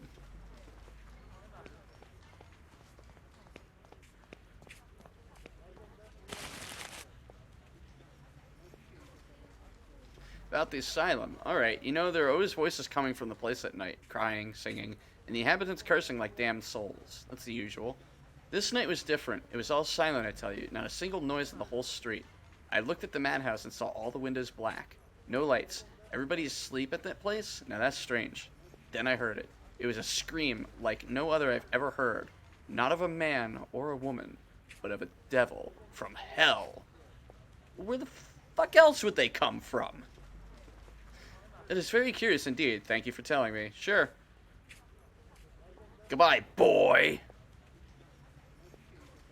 I was trying to summon my best Kratos, and the most I could utter was an Angus scrim. Go watch Phantasm. It's a good movie. Okay, so we only have two places we can really do anything right now. By do anything, I mean I can't do shit. I am completely out of ideas at the moment. And I bet it's going to be like dipping the light bulb in the deer blood, because it's stuff that you won't even think of. I just know it. You, tell me more things. Light, it floods the world with shades. Okay. Here. How about a candle? No? Alright. Be that way. Hey, what about this piece of metal? No. Alright. How about these? So he doesn't need them anymore. Well, I mean, maybe he could tell us something. God, Wakefield. The only thing to make you more useless is if you were to release a study on autism. Wakefield was a fucking jerk.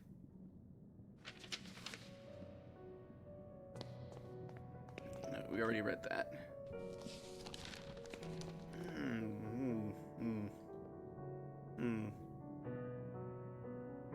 Maybe we can use the metal on a statue. No. No. Hey, would you like this metal? No, you already got your metal. Gotcha. Hey, you. How about this? Okay, let's talk to her. I didn't try that yet. Miss Conan's upset. Please do not distress her further. With a strong reaction upon hearing Mr. Dupre's name, she must have met him. How can I get her to talk to me? Photograph. Maybe it would have made her laugh?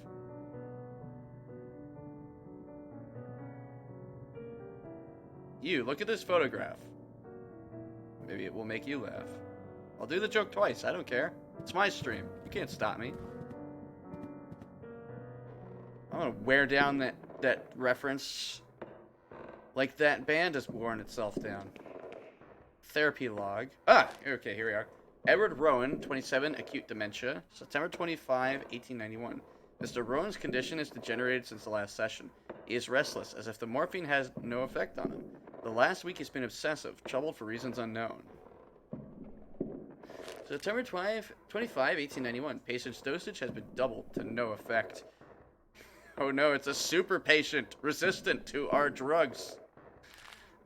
It's gonna destroy us. Oh yeah, apparently I was making a joke, but I'm right. September 29, 1891. Dr. Wadala has been attacked and bitten in the face. Delicious. 4 men were needed to subdue the patient, Mr. Rowan. 3 markings were found on his body upon examination. Self-harm is a possible cause.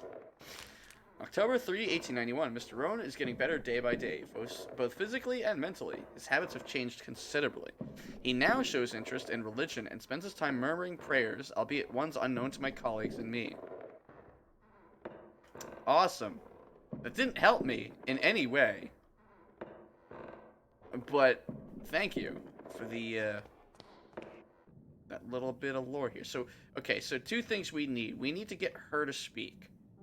And getting her to speak likely means finding an item in that safe back at Paul Street. On the other hand, what's in the safe could be the item we need to give to the old dude with the crutch. Sergeant Conghill, please leave me be. Memories of war are painful. I don't want to remember them ever again. I gotta, like, fight my mouth. Like, I'm literally just fighting my mouth today. It's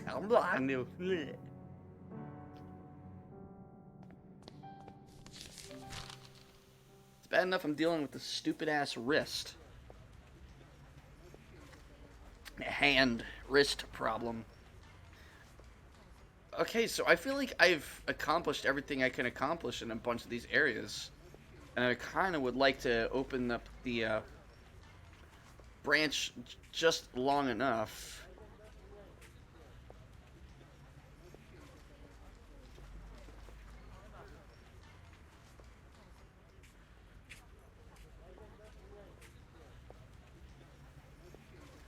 So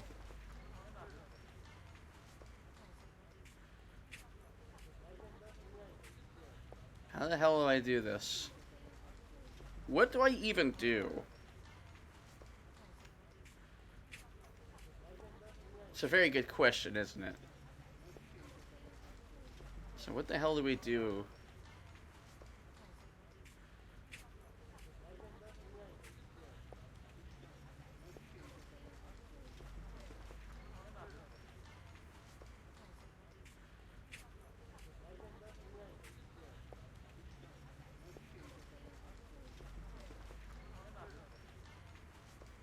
Hold on a second.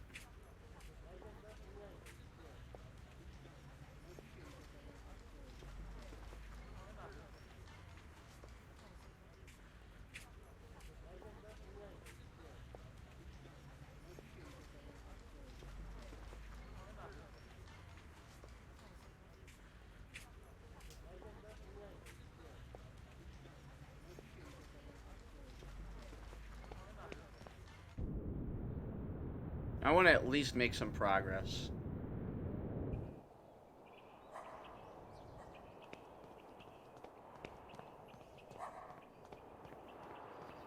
And there will be times where I do look things up just because I want to be able to make that progress.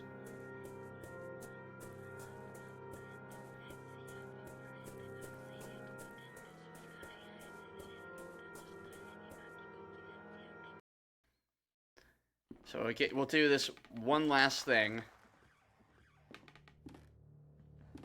And crack this bad boy.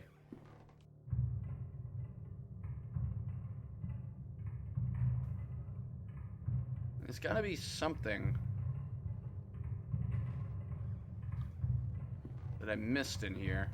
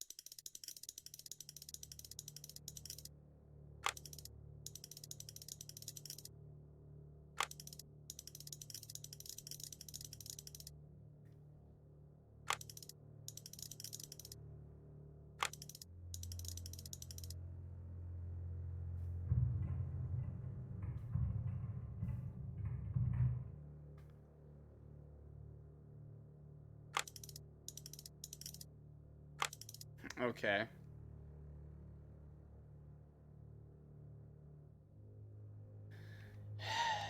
Like, I don't like this at all. So let's.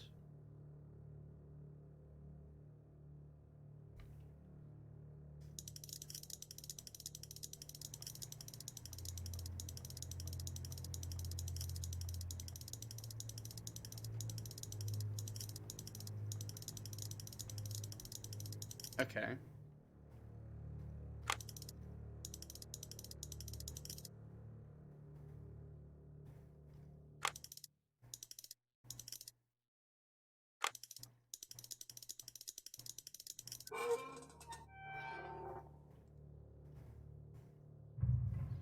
It is empty. Wait, this is not a safe, but an entrance to a passage. It is completely dark. The only way to know where it leads is by crawling in. We'll find out where that leads next time, because that is where we're going to call it, and I want to thank you all so much for coming by and watching, and of course, I will see you on the next one. Later.